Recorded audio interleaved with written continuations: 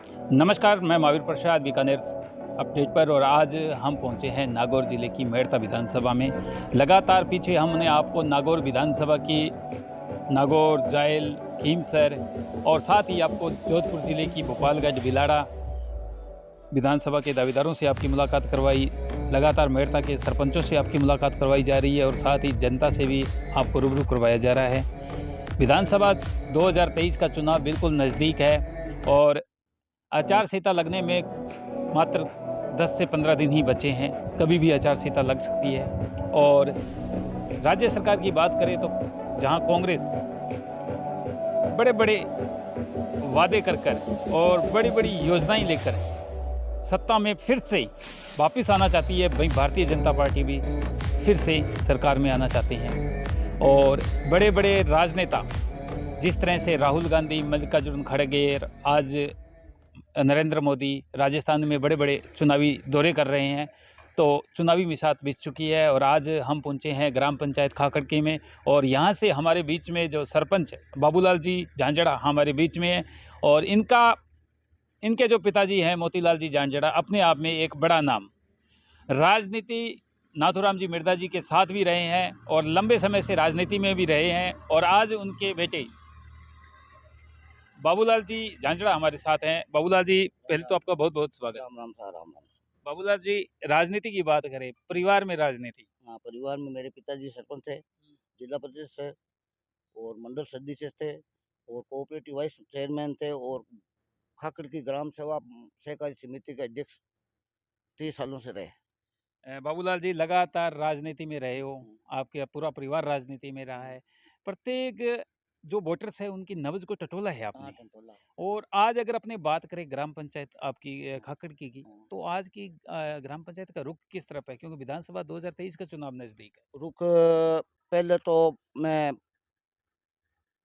केंद्रीय हाईकमान से अपील करना चाहता हूँ हम्म। कि भाई केंद्रीय हाईकमान पहले राजस्थान में अपना भारतीय जनता पार्टी इस बार पहली बार राजस्थान में बगैर सीएम फेस के चुनाव लड़ रही है। इससे भारतीय जनता पार्टी को नुकसान। बहुत नुकसान होगा भारतीय जनता पार्टी को और मैं केंद्रीय नेतृत्व को अमित शाह जी को, नड्डा जी को और मोदी जी से यही विनती करता हूँ कि राजस्थान में अगर कमल खिलाना है तो वसुंधरा जी का चेहरा सामने लाना ही पड़ेगा, नहीं तो अन्यथा राजस्थान में बीजेपी 40 सीटों पे नहीं उड़ेगी। वसुंधरा राजे सिंधिया ने स्पष्ट कर दिया है, जिस तरह से महिलाओं को जिस तरह से बुलाया गया है, एक बड़ी सभा की गई है, कहीं न कहीं वसुंधरा ने स्पष्ट कर दिया है कि इस बार चुनाव लड़ेंगे, बाहर नहीं जाना चाहते हैं। क्या कहना चाहोगे? वसुंधरा जी ने तो पहले भी बोल रखा है ना कि हम भी मैं राजस्थान छोड़ के नहीं जाऊंगी। केंद्रीय नेतृत्व ने कहा था कि आप केंद्रीय राजनीति में जाइए तो आपको राज्यपाल बना देंगे, वो जैसा भी है उनको जो भी सेट करना था कर देंगे। तो वसुंधरा जी ने साफ स्पष्ट मना कर दिया ना कि हमारी राजस्थान की जनता को मैं नहीं छोड़ूंगी। और राजस्थान की जनता ने उनको 10 साल इतना प्यार दिया। वो तो भी वसुंधरा जी ने भी बहुत ही जनता को प्यार दिया, तो वसुंधरा किस लिए छोड़ के जाती है राजस्थान को। आज अपनी बात करें खामियाजा भारतीय जनता पार्टी को स्पष्ट तौर पर दिखाई दे रहा है। परिवर्तन यात्रा की बात कर रहा हूँ मैं। जिस तरह से रामदेवरा से शुरुआत की गई, वसुंधरा राजे मौजूद रही, बड़ी संख्या में कार्यकर्ता आए और उसके बाद वसुंधरा राजे कहीं भी दिखाई नहीं दी और जब परिवर्तन यात्राएं आई तो बहुत सी जगह पर कुर्सियां खाली मिली। क्या कहना चाहोगे कि वो बड़े-बड़े नेता जो रथ पर सवार है कि मेरा वो यही भीड़ नहीं जुटा मेरा सकते? यही कहना मत है कि वसुंधरा जी को एक बार चेहरा बता दिए हुँ। तो इनको इनको सोचा कि जनता यहाँ आ जाएगी। तो वसुंधरा जी जैसे ही चले गए तो जनता भी चली गई। भाई जनता ने भी ऐसा ही समझा कि भाई वसुंधरा आज आ गई तो आज चलो। फिर बाद में रथ पे जो वसुंधरा जी नहीं है तो अपन को क्या मतलब है। जो ये रथ पे तो उबे हैं 4-5 आदमी, वो इनका क्या धरातल है। आप इनको बताइए कि आप कौन सी सीट से आप एमएलए बनना चाहते हो, बनोगे कि नहीं बनोगे। अपने बात करें, मेड़ता विधानसभा में लगातार हम जनता से मिल रहे हैं, सरपंचों से मिल रहे हैं, एक ही आवाज़ कि भारतीय जनता पार्टी को यहाँ से जिताना है। लेकिन ये और है कि जब मजबूती से उम्मीदवारों का नाम पूछा जाता है, तो कहीं न कहीं सुखाराम नेत्रिया का नाम आता है। हाँ आता है। सुखाराम नेतड़िया है, बहुत बढ़िया 2 बार एमएलए रह चुका है, बहुत बढ़िया है, अच्छी बात है। वसुंधरा जी बिना कोई नहीं आवे, वसुंधरा के बगैर कोई नहीं आएगा। वसुंधरा जी के बगैर कुछ नहीं होगा मेरठा में और राजस्थान में नहीं भी होगा। बाबूलाल जी, एक और जिस तरह से कल अशोक गहलोत जी ने कहा है कि जनता ने मांस बना लिया है, कांग्रेस सरकार रिपीट आ रही है। अगर केंद्र सरकार यहाँ से वसुंधरा राजे को सीएम फेस चेहरा साबित करती है, तो राजस्थान में भारतीय जनता पार्टी। अशोक गहलोत जी ने तो ये अच्छा मिल रहा है ना, उनको तो कुछ करना ही नहीं। और बीजेपी अशोक गहलोत का काम कर रही है ना काम कर रही भाई, अशोक गहलोत को जिताने का काम कर रही है बीजेपी, तो अशोक गहलोत इतने क्यों तुम दौड़ेंगे? उनको क्या है कि यहाँ बीजेपी में कर ले है।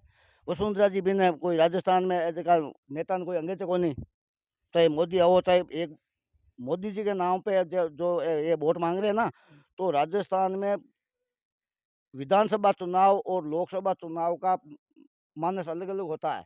वो लोकसभा का चुनाव होता है तो जनता ये देश के नाम पे वोट देती है, और राजस्थान में विधानसभा का चुनाव होता है तो यहाँ स्थानीय मुद्दे और स्थानीय नेता को दे के गवर्नमेंट बनाते हैं।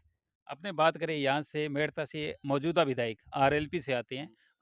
मौजूदा विधायक की कार्यशैली किस प्रकार की रही? मौजूदा विधायक की बहुत बढ़िया कार्यशैली रही है, वो बहुत ही अच्छा काम करा है। या चाहे भले आरएलपी हो या किसी पार्टी से होता है तो काम तो करेगा, तो उनको अच्छा ही बताएंगे हम, अच्छा ही बताएंगे। अच्छा ही बताएंगे काम नहीं, उनकी कोई कोई गलत रिपोर्ट नहीं है। अच्छा, तो बाबूलाल जी अपने बात करें कि आप भी सरपंच हो, अपनी ग्राम पंचायत में हो, तो आपने अपने कार्यकाल में क्या-क्या काम करवाए? हमारे ग्राम पंचायत में सीसी ब्लॉक, आंगनवाड़ी तैयार कराना, स्कूल तैयार कराना, खेल मैदान बनवाना, हुँ। ये काम करे हैं हमने। अच्छा, राज्य सरकार जिस तरह से सतीश पूनिया ने प्रदर्शन किए पेपर लीक मामले को लेकर, पेपर लीक मामले को किस तरह से देखते हो? जिस तरह से पेपर लीक मामले काफ़ी संख्या में हुए। पेपर लीक हुए तो यो वो भी बच्चों का भविष्य के लिए तो बहुत ही गलत हुआ है। हुँ। भाई पेपर लीक होना नहीं चाहिए। जो जो पढ़ता है उनका नंबर आता नहीं है और पैसे दे के पेपर लीक करा के और टीचर बन जाता है, तो उसमें तो गलती है ना। हुँ। अपने बात करें कानून व्यवस्था की, आज राजस्थान की कानून व्यवस्था कहाँ पर है? कानून व्यवस्था एकदम लचर है। हमारे यहाँ एरिया में आज भी आप मेड़ता थाने में जाके पता कर लीजिए पत्रकार साहब, कि इतनी चोरियां हुई है कि हद नहीं। और उनका अभी भी पता नहीं चला कि हमारे कात्यासनी ग्राम पंचायत में एक डोकरी की टोटियां तोड़ ले गई है, हुँ। और आज तक उनका पता नहीं। बडगांव में गोना बकरियां चोर ले गए, उनका पता नहीं। पता नहीं। और फिर बाद में हमारे एक ग्राम पंचायत बडगांव में ऐसी घटना हुई थी, चोरों ने 4 दिन पहले चोरी करके गए थे, तो गाँव ने कियो कि भाई गाँव रा कि अपन रात को अपन निंग रखा। अच्छा। तो फिर बाद में 4-5 3 जने आए थे रात की 1 बजे। हुँ। तो 1 बजे आए तो गाँव के लारे दौड़े, तो वो दौड़ के चले गए तो कांकड़ में उनको पकड़ लाए।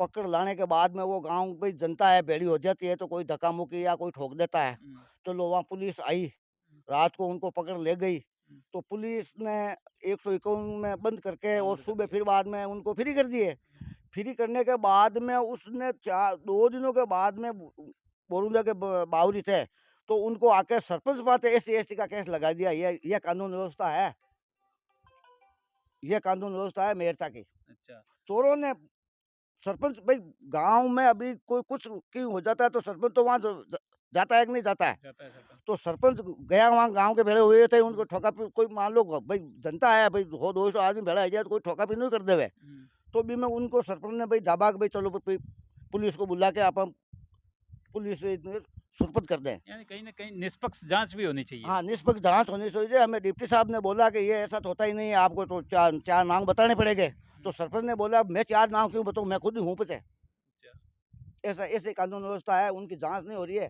कि आप रात की 1 बजे किस लिए आए?